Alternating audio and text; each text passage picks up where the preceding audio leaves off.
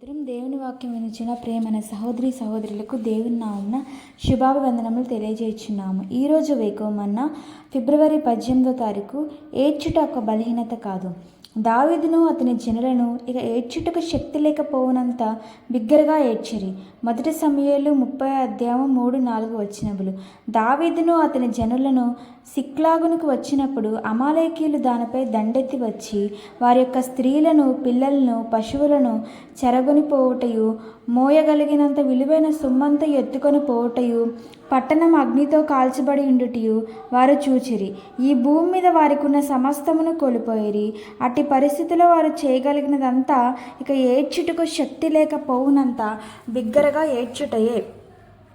కాబట్టి ఏడ్చుట మానవ బలహీనత అని కొందరు తలంచుచుందురు.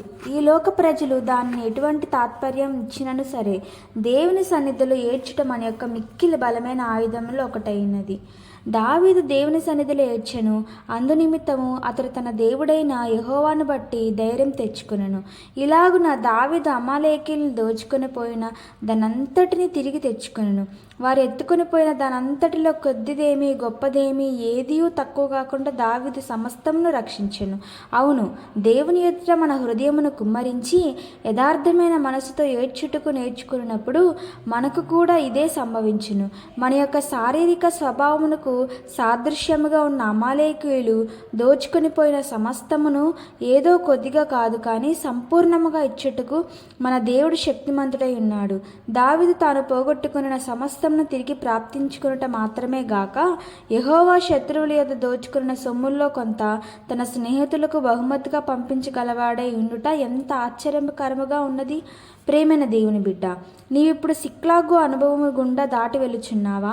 నీ యొక్క ప్రార్థనా జీవితం, నీ యొక్క పరిశుద్ధత, దేవునితో సన్నిహితముగా సంచరించినట్టు లేక నడిచినట్టు అనుభవము, నీ యొక్క మొదటి ప్రేమ, దేవునితో నీకున్న సమాధానమును, దేవుని మీద నీకున్న మొదటి ఆసక్తి మొదలగునవి నీవు పోగొట్టుకొని ఉండినట్లుగా గ్రహించుచున్నావా?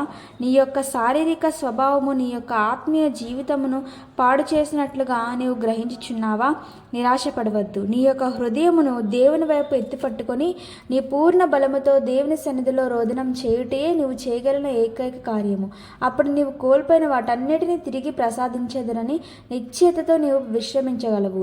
దానితో పాటు నీవు ఇతరులకు ఆశీర్వాదకరముగా ఉండి దేవుని యొక్క మేలును వారికి పంచి ఇచ్చుటకును, నీవు ఇంతకుముందు అనుభవించని ఆశీర్వాదమును దోపుడు సొమ్ముగా నీకు ఇచ్చుటకు దేవుడు శక్తిమంతుడై ఉన్నాడు. దేవునికి స్తోత్రం కలుగును గాక. Praise the lord.